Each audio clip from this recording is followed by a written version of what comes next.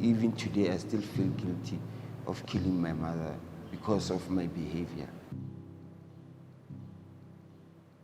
Oh, my name is Ananias Mashishi. I'm from Pretoria, Mabopane. I've been involved in gangsterism until I end up doing drugs. And then I was in prison, stayed in prison with my addiction.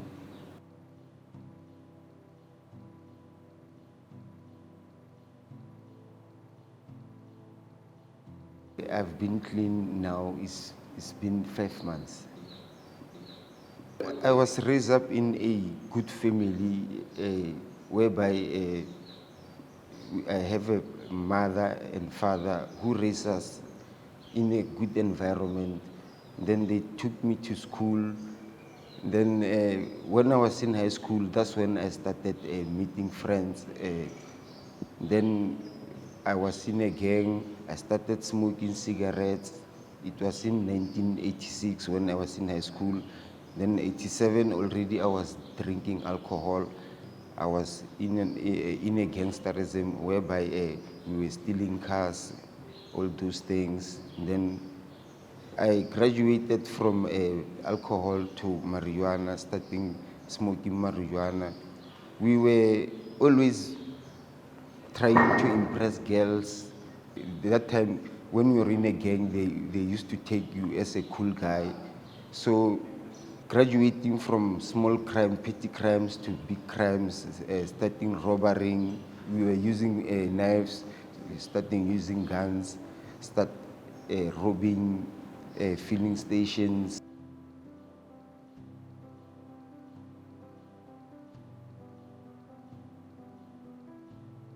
My father tried to get me a job at the post office.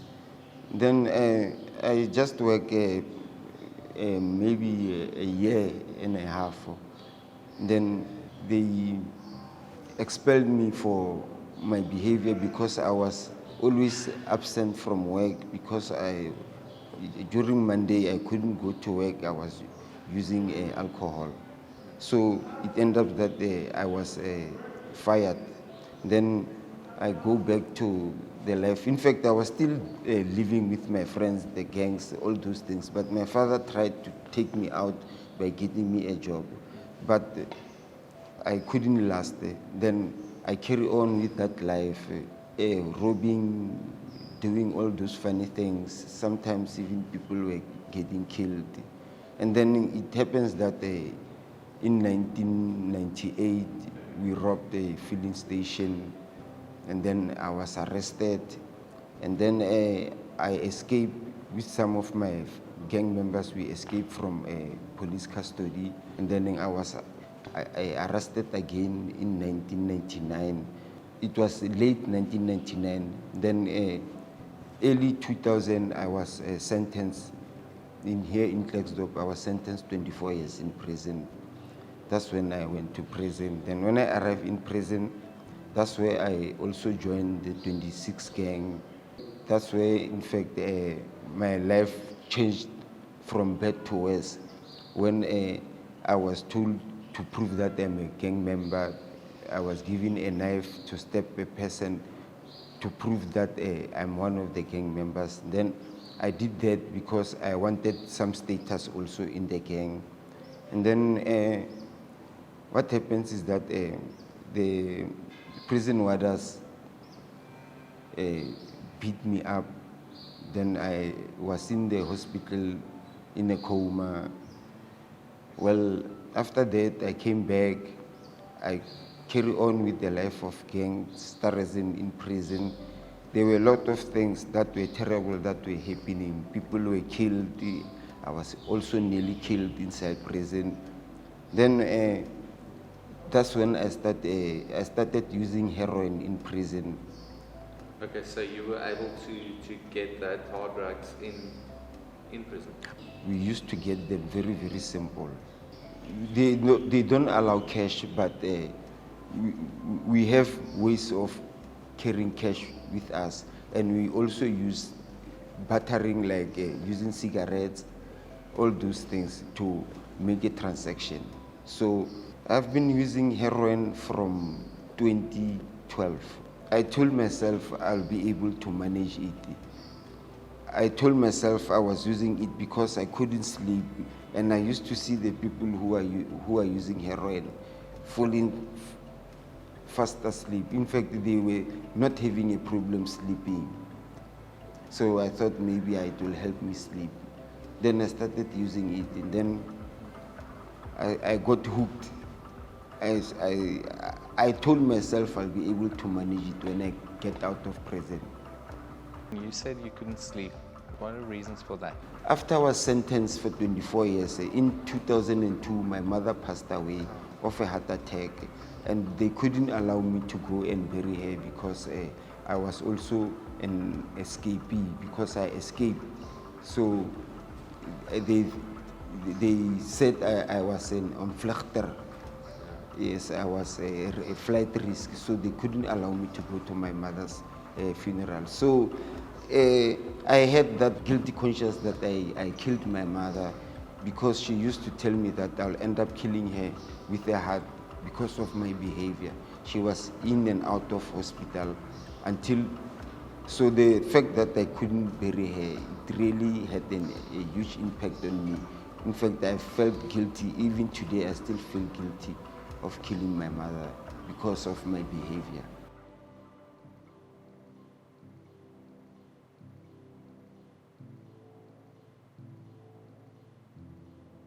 So, well, most of the time I couldn't sleep. I usually sleep during the early hours of the morning. I made that as an excuse to smoke drugs. So now I realize it was not a valid excuse, but I just make an excuse for myself to use drugs at that time. I was released in 2018. I spent 18 years of my sentence. When I was released, it was like a dream come true, because when the magistrate told me that I'm doing 24 years, to me it was a lifetime. I didn't think that I will end up getting out of prison. But that day, when the parole board told me that I'll be released on the date that they given me, I was over the moon. In fact, I was very happy. I thought that I'm going to start a new life. But I knew deep down that I have to face a problem of an addiction. So I got out of prison, and I tried to hide it from my family, from everybody, even my neighbors, that I'm using the drugs. But I couldn't manage them, because at the end of the day, I had to feed that habit. After getting out of prison, I was lucky to have a job. So I was working every day. I was pretending to live a normal life every day. Even my employer, I pretended that everything is all right, but I have to feed the habit that I have of heroin. So I end up living a double life, whereby I'm acting as a good person in front of my family and my bosses and my colleagues at work, and then during lunch I'll just disappear, have that drag, then go back to work. Just like that, during family gatherings, I'll just disappear for a few minutes, do that thing. In the morning, I'll just have something, tell them something that I need to go somewhere very fast, just to get the fix. In fact, that life, I end up, in fact, the girlfriend that I was living with, find some of the drugs in my pockets, and I started telling her lies that no, I'm not using, I'm selling. Well, as time goes on, she realized that no, I was lying. She told me that you must try to stop this. I tried by myself. I even bought myself this medicine. They call it the one that people are drinking when they are in addiction. I tried to use it, but I couldn't do it by myself. I tried a lot. Sometimes I could stay from morning. I told myself I'm not smoking, but during lunchtime I will go running to the dealer, because of the cravings were too much for me to handle. I was ashamed at my age, at this age, telling my sister that a heroin addict. I felt ashamed, but I couldn't find any solution for myself because I knew that I needed to be helped. And my sister was the only person that I know she can help me about this. To me, it was a relief. It was a relief because really, I was really, my life was going down the drain. I was really going down the drain. I could see myself living in the streets, losing my job, losing even my family. In fact, I was heading to the drain. I was going down. Well, my sister really surprised me. She didn't take it as a shock. I thought that I was hiding everything. My sister told me that she suspected something was wrong with me. In fact, she told me that she knew that I was using drugs, but she wanted to see where will I end up. The following day on Sunday, she told me to be ready in 10 o'clock Sunday. Then she came, her and her husband, they took me. Then that's when I arrived here in Hope again. So I was a mess. In fact, when I come here, I couldn't even walk properly. In fact, I was not I was a dead man walking when I come here to Hope again. It is like a small paradise on earth. I can say that according to how I felt about it after I started realizing where I was. When I came here, I was rebellious. I didn't take these things that you see here seriously. But when times goes on, I started to realize that I'm in an environment which actually is all about God, Jesus Christ. In fact, here we are taught about how to overcome the things that we had in our past lives. So it is simple to do that just through the help of accepting Jesus Christ. To tell you the truth, I expected to be helped with an addiction. I thought that I was going to be given the injections they will take, but I was surprised that what they taught me, I found that it was simple to get out of addiction just by accepting Jesus Christ. I didn't think that it was possible. But when I arrived here in Hope again, most of the things that they taught us, it was about God, receiving Jesus and accepting that God is my creator and my life is unmanageable without God. With God, everything is possible. With Jesus Christ in my life, I can do anything. I couldn't think that I can last a day without using a fix. I had never been a religious person. I didn't in fact believe. But since being here in Hope again, I realized that why did I waste so much time in my life? Well, first time when I go through that door, I was able to speak things that I never even speak to my sister. I spoke everything that I never even tell anybody, even the things that I never even tell you. I talked about them in that room, and it was like some weight have been lifted upon my shoulders. In fact, I felt great when I get out of that room, just that first day. It was as if I came with something and I left it there. This was the right time for me to realize that, and I'm happy. I've accepted Jesus Christ. I've made a relationship with God, and I know where I'm going now. I'm no longer that person that I used to be just because of the word of God. Myself and the first Ananias and this Ananias, I was sure that I know everything. I used to tell myself that I can do anything by myself. But now I realize that there is nothing that I can do without giving myself to God and accepting Jesus Christ in my life. Now, what I realize is that my life should have been better that time if I chose to live the life of Christ. I realize now that all the things that I've done in my life, I'm in a clean slate. Jesus Christ has died for me on the cross. I'm happy. I didn't know that I can be free, being able to say that the past is the past, the new is the new. The life of gangsterism is all about lies. First of all, I was being used, and I end up even using other people.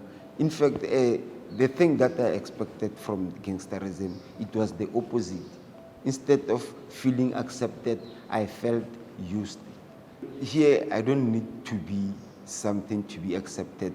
Only if Jesus Christ accepted me. I don't care who accepts me or doesn't accept me. How do you sleep now? Well, I sleep like a baby. I even sometimes wake up late. They have to wake me up. So, this might be a bit personal, what do you see lying ahead? Lying ahead? In your life? Well, lying ahead in my life, I see very, very great thing. I wish it was 20 years back. I should have said I'm going to study, be an advocate or whatever.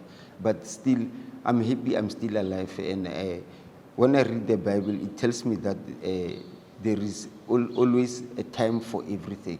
I believe my time in life to prosper, to be somebody that I want to be, or what God wants me to be, it will happen. But at this moment, I told myself that because of everything that I've done in my life, I give everything to Jesus Christ. He will just decide with my life what He's doing with my life. I'll just follow. But I see great things in my life. In fact, I feel I have a potential to do great things. Tell me a bit about what's happening here. What's happening in this place? We are taught about discipline. I didn't have discipline in my life. I take responsibility of cleaning where I'm sleeping, cleaning where I'm washing, cleaning where I'm eating, cleaning where I'm living, and even doing duties that teach me about something that I didn't know that I can do. People whereby they are taught how to weld, people are taught how to make a mechanic, some people were even fixing cars, some people are doing a carpentry, we have a wood workshop. Then me, I'm now in lands. I didn't know that I had a passion in plants. To me, it was very special to put a seed on the soil and to see something sprouting. That life, it was something very, very amazing to me. So I don't see a reason for me to go and buy something that I can plant and then it can grow and then eat it at the end of the day.